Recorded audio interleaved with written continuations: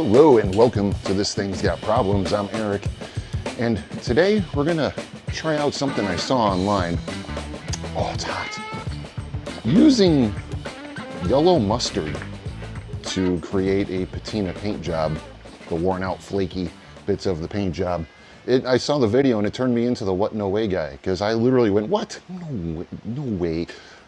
We're gonna try that out. And yeah, I'm just gonna shoot a very cheap motorcycle tank. It came in bare steel. I don't know what dude was doing.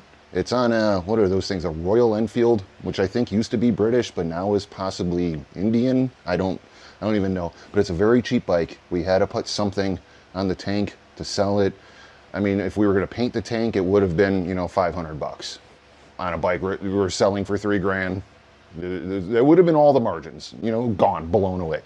So we had to put something on it. How long it's gonna last, I don't know. It's not what we're doing here. What we're doing is, does this mustard thing work?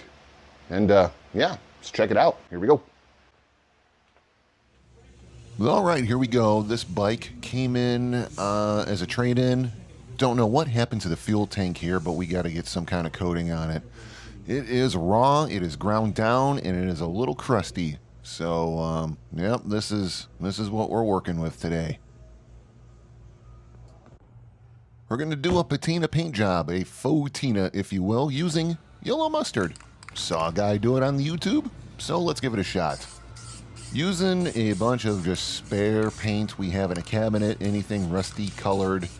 This is red rust of, I don't know, most of the caps are missing, a lot of the tips are clogged. These are the ones that work. I'm just gonna dust it over, and this is what we will try to rub out. That seems wrong. This is what we'll try to work towards once there's, you understand what I'm saying. You need something to sand down to, I guess, all right? And then, yeah, let this dry. I'm gonna hit it with a few coats in different spots, and then we're gonna add mustard. Yes, believe it or not, just dab her on there. Going by what the guy did on the video. So, yep, we're gonna just see if this works or if it was all crap. So another color we had in the cabinet was this, I would describe only as Puddin's Fab Shop Blue. It was a brand new can, so I knew it would work. There were some other colors. This is just, it's what we got. You know, I'm using what's in the cabinet. And to be honest, I got kind of lucky. A lot of these Royal Enfields came in a lighter blue like this. So I guess it kind of works. Grab a wet towel and just start rubbing when the paint is tacky enough. It's not dry, but it's enough. And you can see it gives you that, you know, wallet chain has been banging off it. Your big old belt buckle, your vest extenders. You know, whatever you've been leaning on, the tank is just banging away at the paint, and this is kind of the look that you get, and it's shockingly easy.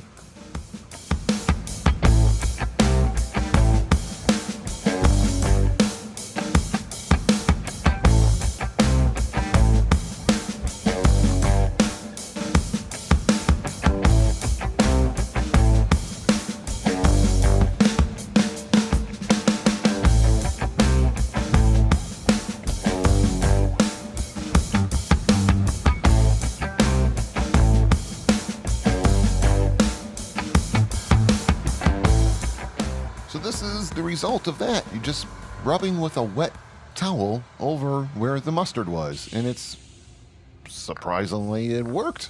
So I'm gonna hit up some edges on the tank with a little red Scotch-Brite. This is a used one. It's not as rough as it would be out of the box. Just hit it with some spray away, just something to get it wet so it doesn't gouge as much.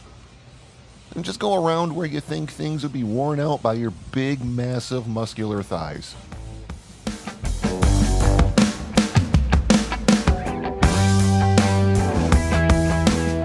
I'm going to scuff around the fuel filler area because it's usually kind of worn there. And it's a hard edge, so there was some factory black primer or coating or something under there, and I just kind of left it because I figured it would help in basically what you're seeing right here, and it did.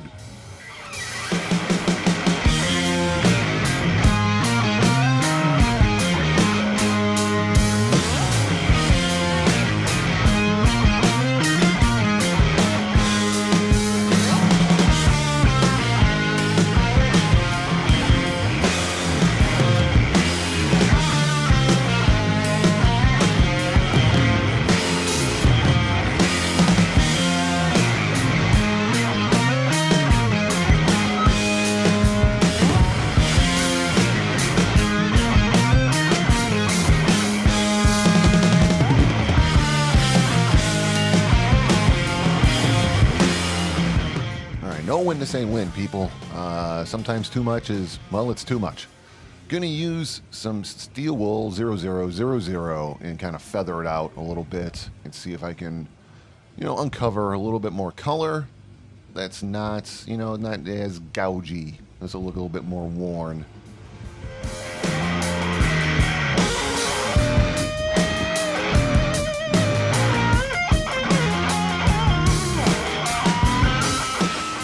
And I think this is where I'm gonna stop with the, rubbing it off, rubbing it out. Where, you know what I'm saying. I'm know when to say when, like I've already said. I think I'm gonna leave it right here because I'm happy with how it looks. So I'm gonna let this cure for a while, and then you can probably just hit it with some matte finish clear coat. I'm gonna go with the Vice Grip Garage Patina Shine Juice, just to give it a little bit of protection, and then just move this thing on from my life and never speak of it again.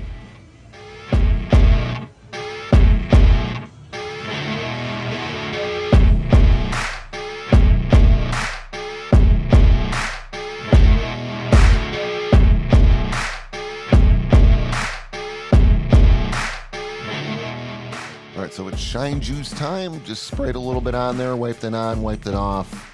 And this is that motorbike all back together and complete with its new faux patina-ish. The rest of the bike's shiny as hell, so it doesn't make that much sense, but I guess it kind of fits the style of the bike. So I've never done a faux tina paint job before, and yes, there are things I would go back and redo. I'd definitely put more red as base down. In my brain, I was kind of thinking the David Freiberger Comet Wash. After he does that, what it looks like, and that's kind of what I was going for, but I think maybe some more rust probably would have looked good. So, I mean, this is the very first time I've done it, and really, like I said before, we were just testing out this mustard thing, which worked freaking awesome. It's so weird. I've seen people toss sand on things, but this mustard, first of all, who came up with it? And it smells funky in the shop. It's like a body shop and a salad. It's very strange. But there you go. Hope you learned something. Try some things out on your own panels you got lying around. You just want to play around with some old spray paint you got laying around. Thanks for watching and subscribing and liking and all that good stuff. And we will talk to you next time.